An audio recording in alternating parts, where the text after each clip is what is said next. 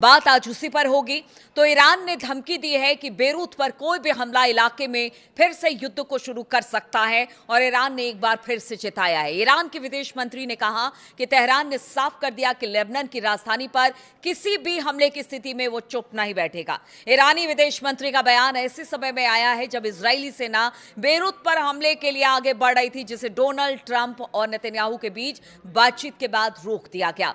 Lebanon के अल मायादीन TV से बात करते हुए आरक्षी ने बताया कि इजरायल ने जब बेरूत पर हमला करने की धमकी के बाद ईरान ने निर्णायक रुख अपनाया था। उन्होंने कहा कि तेहरान ने संभावित जवाबी हमले के लिए अपनी सेनाओं को पूरी तरह अलर्ट पर रखा हुआ था। ईरान ने जोर देकर कहा है कि पश्चिम एशिया में युद्ध को खत्म करने के लिए कोई भी समझौता तभी संभव है जब उसमें सभी मोर्चों पर लड़ाई खत्म हो। इसमें लेबनान भी शामिल बताया जा रहा है। अब दूसरी बड़ी खबर आपको बताते हैं। ईरानी विदेश मंत्री की धमकी ऐसे समय में आई है जब अमेरिका और ईरान में बार बार एक दूसरे पर हमले हो रहे हैं और इसमें लोगों की जान जा रही है। कुवैत के अंतर्राष्ट्रीय हवाई अड्डे पर हुए ड्रोन हमले में एक भारतीय नागरिक की मौत की भी अब पुष्टि हो गई है और 63 लोग इसमें घायल हुए हैं। इस हमले का डरावना वीडियो भी अब कुवैत ने जारी कर दिया है। और कमाल की बात देखिए ये कि अमेरिका और ईरान दोनों एक दूसरे पर आरोप लगा रहे हैं कि उनके हथियारों ने यह तबाही मचाई है। इस घटना ने पूरे क्षेत्र में हालात को बेहद खतरनाक और बदतर बना दिया है। लगातार अब गहरा तनाव इसे लेकर बनता चला जा रहा है। अमेरिका की सेंट्रल कमांड यानी सेंटकॉम के मुताबिक ईरान के दावों को पूरी तरह से खारिज किया है और कहा है कि कुवैत हवाई अड्डे पर हुई तबाही के लिए ईरान जिम्मेदार है। सेंटकॉम ने कहा कि ईरान का यह दावा कि धमाका अमेरिकी मिसाइल इंटरसेप्टर की वजह से हुआ पूरी तरह से गलत है।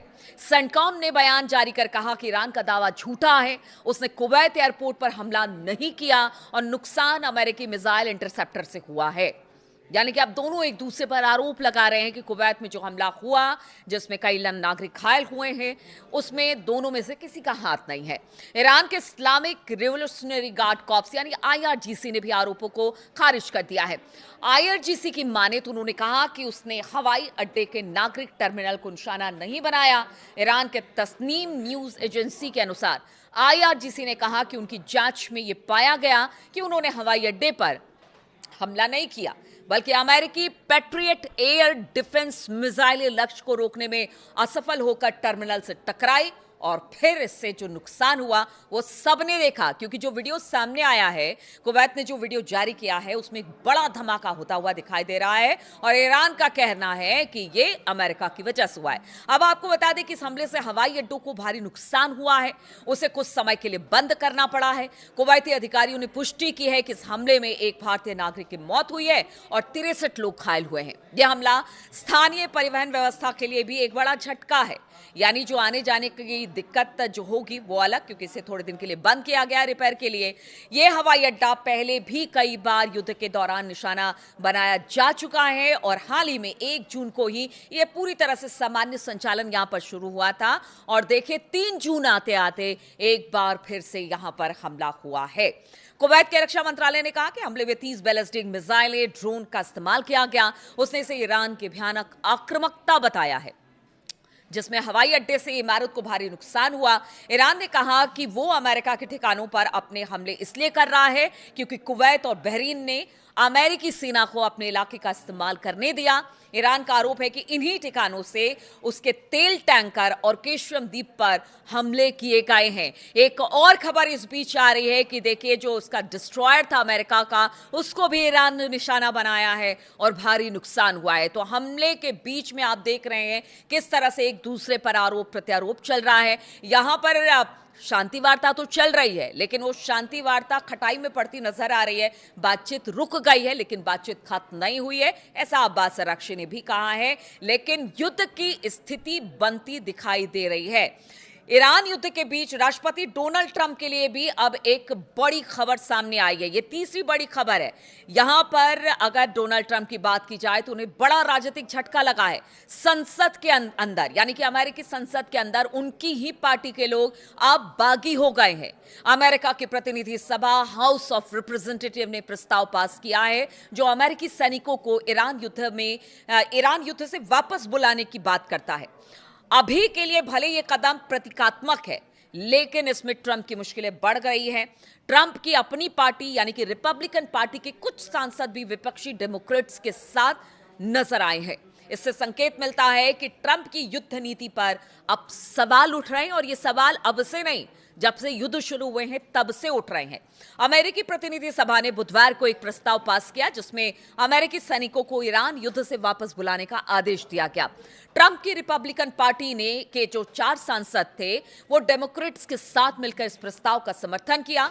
यह प्रस्ताव 215 और 208 में पास हुआ और अब ये सीनेट में जाएगा, लेकिन अंत में इसे राष्ट्रपति के वीटो का सामना करना पड़ेगा, यानी कि ट्रंप के एक वोट से ये प्रस्ताव गिर जाएगा। लेकिन आप समझिए, अगर ये प्रस्ताव आया है तो मन में जरूर जो कांग्रेस है वहां की, उसके मन में यह जरूर है कि जो कर रहे हैं डोनाल्ड ट्रंप वो ठीक नहीं कर रहे हैं।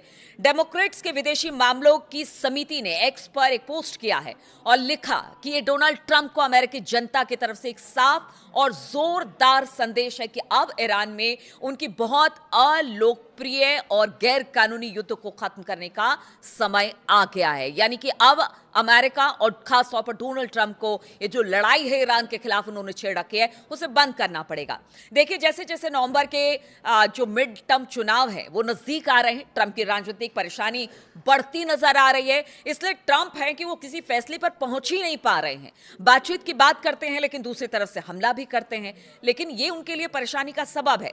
किसी भी अमेरिकी सरकार को जंग शुरू करने के 60 दिन के भीतर भीतर संसद की मंजूरी लेनी होती है, लेकिन ट्रंप की बात की जाए तो ट्रंप सरकार यही काम नहीं कर रही है। उनका कहना है कि ईरान के खिलाफ युद्ध तो पहले खत्म हो चुका है, जबकि सच्चाई यह है कि दोनों पक्षों के बीच अभी भी हमले हो रहे हैं और शांति वार्ता में कोई बड़ी प्रगति दिखाई नहीं दे रही है। यानी जस की तस स्थिति बनी हुई है, बातचीत आगे नहीं बढ़ रही है। लेकिन अमेरिका है कि कह रहा है कि युद्ध खत्म हो गया। युद्ध कैसे खत्म हो गया? रोजाना हमले हो रहे हैं, अमेरिका के डिस्ट्रॉयर को निशाना बनाया गया है, इधर उसके बेसिस को निशाना बनाया जाता है, उधर अमेरिका कहता है कि उनकी तरफ ईरान का जहाज आ रहा था, वो हमले कर रहे हैं। तो इसको क्या माना जाए?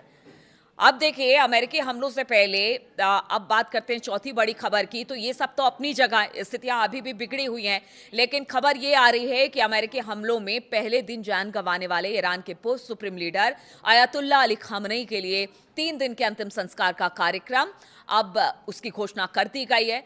देखिए, 3 महीना गुजर गया है और अयातुल्लाह अली खामनेई साहब के जनाजे को लेकर अब जो बड़ी खबर आ रही है, ईरानी सरकारी मीडिया के अनुसार जनाजे में करीब 2 करोड़ लोगों के शामिल होने की उम्मीद है। और इतना वक्त क्यों लगा वो भी आपको बताते हैं। तो ईरान के सरकारी ब्रॉडकास्टर IRIB के अनुसार तेहरान के सांस्कृतिक और सामाजिक मामलों के उप महापौर मोहम्मद अमीन तवाकोली जाहिद ने कहा कि शहीद इमाम के विदाई समारोह, अंतिम संस्कार और दफन की तैयारियां अंतिम चरण में हैं और इसके तहत तेहरान, कौम और मशहद में 3 दिनों तक सार्वजनिक कार्यक्रम और जुलूस निकाले जाएंगे। उन्होंने ये साफ नहीं किया है कि अंतिम संस्कार किस खास तारीख को होगा, लेकिन उनका कहना है कि इस्लामिक कैलेंडर के पहले महीने यानी कि मुहर्रम की शुरुआत में हो सकता है। तवाकोली जाहिद ने कहा कि तेहरान में अंतिम संस्कार का कार्यक्रम कम से कम 24 घंटे तक चलेगा। उन्होंने बताया कि राजधानी में करीब 2 करोड़ लोगों के शामिल होने की तैयारी की जा रही है।